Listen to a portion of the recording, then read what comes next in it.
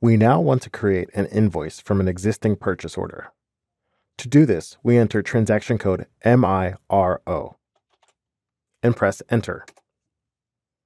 In our scenario, a purchase order has been created and released in the system. The order has been physically received from the supplier, and a goods receipt document has also been created in the system. So now we want to create an invoice from an existing purchase order. As we can see in our transaction field, it is already populated as an invoice, which is exactly what we want. Next, we'll move down into the basic data area for this invoice. In the invoice date field, we enter the date the invoice was created. We'll select the Match Code button and assume that this invoice was created on Friday, so I'll click Friday's date.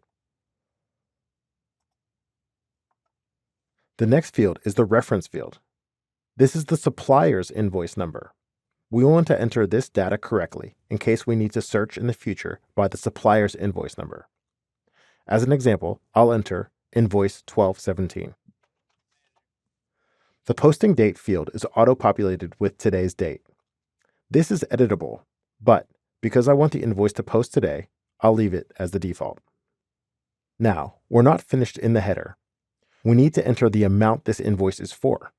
However, I find it useful to skip ahead to enter the purchase order we're referencing first to ensure everything matches up. In the drop-down in the PO reference area, the field is set to Purchase Order Scheduling Agreement. Again, because we were referencing a purchase order, we don't need to change this. Next, we need to enter the purchase order number. I'll enter 4500000058 and press Enter. Now, we see that all the line item information from the purchase order has been populated. The amount was $61.50 for a quantity of 50. When we entered the purchase order, all of the vendor information was also populated.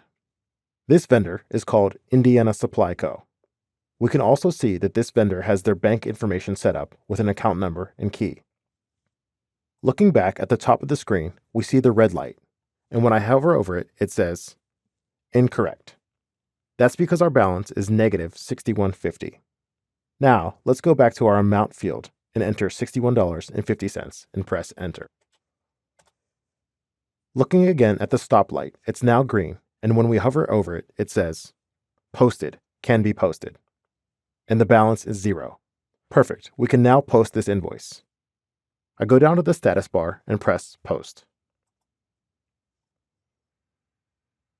The status bar shows us that the document, in this case, the invoice, has been successfully created and starts with the number 5.